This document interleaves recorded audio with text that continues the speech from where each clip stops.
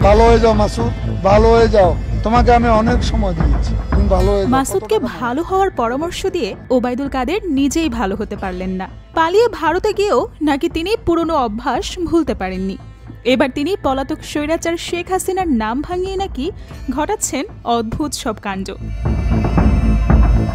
ক্ষমতাচ্যুত আওয়ামী লীগের সাধারণ সম্পাদক ওবায়দুল কাদেরকে ঘিরে নতুন করে তার দলের ভেতরেই অসন্তোষের ঢেউ উঠেছে। সূত্রের দাবি, তিনি এখন টেলিগ্রামকেই তার প্রধান রাজনৈতিক মঞ্চ হিসেবে ব্যবহার করছেন। একাধিক টেলিগ্রাম গ্রুপে প্রতিদিন বক্তব্য রাখছেন, দিচ্ছেন ঢাকা ঘেরাওয়ের মতো উত্তেজনাকর বার্তা। তবে সব কার্যকলাপকে দলীয় কৌশলের চেয়ে বেশি ব্যক্তিগত প্রচারণা এবং অস্তিত্ব রক্ষার মরিয়া চেষ্টা বলেই দেখছেন অনেকেই। আওয়ামী লীগের ভেতরের একাধিক নির্ভরযোগ্য সূত্র বলছে, কাদের নিজেই দিনভর টেলিগ্রাম গ্রুপগুলোর সময়সূচি নির্ধারণ করেন। কোথায় কখন তিনি বক্তব্য দেবেন, কী বার্তা ছড়াবেন, সবকিছু চলে তার সরাসরি তত্ত্বাবধানে। এই গ্রুপগুলোতে নিজের অনুগত কর্মীদের জড়ো করে তৈরি করেছেন একটি ভার্চুয়াল বলয়, যার পেছনের উদ্দেশ্য নিয়ে এখন প্রশ্ন উঠছে আওয়ামী লীগের নীতি নির্ধারকদের ভেতরেই। নাম প্রকাশে অনিচ্ছুক আওয়ামী লীগের এক জ্যেষ্ঠ নেতা ভারতীয় সংবাদ মাধ্যমকে বলেন, তৃণমূল এখন কাদেরের সঙ্গে নেই, তিনি রাজনৈতিকভাবে কোণঠাসা। সেই চাপ থেকে বেরিয়ে আসতে গিয়ে নিজের আলাদা এক জগৎ বানিয়েছেন টেলিগ্রামে, কিন্তু সেই জগৎ এখন প্রতারণার কারখানায় পরিণত হয়েছে। সূত্রমতে এসব টেলিগ্রাম গ্রুপ কেবল মতবিনিময়ের জায়গা নয়, বরং এর মাধ্যমে কাদের হাসিনার সঙ্গে টেলিগ্রাম বৈঠকের প্রতিশ্রুতি দিয়ে দলের সিনিয়র নেতা, সংসদ সদস্য এবং সাবেক মন্ত্রীদের কাছ থেকে অর্থ আদায় করেছেন। এমনকি কয়েকজন এমপি সরাসরি চাঁদাবাজির অভিযোগও তুলেছেন দলীয় ফোরামে।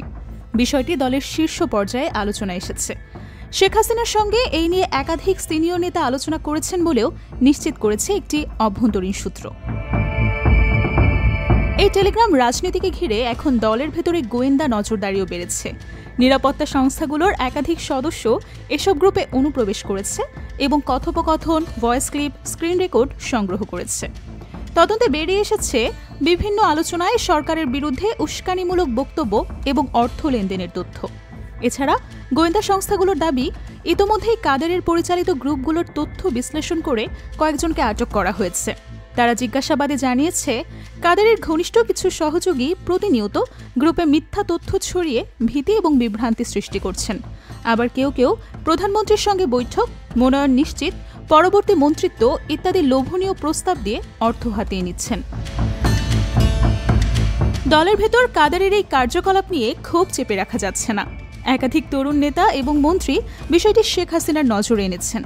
ইতোমধ্যেই বিষয়টি নিয়ে আলোচনায় বসেছেন সজীব ওয়াজেদ জয়, সাবেক তথ্য এবং সম্প্রচার মন্ত্রী হাসান মাহমুদ, আওয়ামী লীগের মুখপাত্র মোহাম্মদ আরাফাত, স্বরাষ্ট্রমন্ত্রী আসাদুজ্জামান খান কামাল এবং সাবেক শিক্ষা উপমন্ত্রী মহিবুল হাসান চৌধুরী নওফেল। এই চক্রের কর্মকাণ্ড দলীয় শৃঙ্খলা এবং ভবিষ্যতের রাজনীতির জন্য হুমকিস্বরূপ বলেই মনে করছেন তারা। লীগের অভ্যন্তরীণ এক প্রতিবেদনে স্পষ্ট করে বলা হয়েছে, যদি এখনই কাদেরের টেলিগ্রাম ভিত্তিক নেটওয়ার্ক বন্ধ না করা হয়, তাহলে ভার্চুয়াল বলয় আগামী নির্বাচনে বিভ্রান্তি, বিভাজন এবং দুর্নীতির বড় উৎসে পরিণত হবে। যদিও বাংলাদেশে আওয়ামী লীগের কার্যক্রম নিষিদ্ধ, নির্বাচনেও তারা অনিশ্চিত। দলীয় সূত্র আরও জানায়, কাদেরের বিরুদ্ধে ব্যবস্থা নেওয়ার বিষয়ে এখনও চূড়ান্ত কোনো সিদ্ধান্ত হয়নি। তবে তার এই কার্যক্রম নজরে রেখেছেন ফ্যাসিস্ট হাসিনা নিজেই। ইতোমধ্যেই দলীয় উচ্চ পর্যায়ে আলোচনা শুরু হয়েছে তার পদে থাকার যৌক্তিকতা নিয়েও।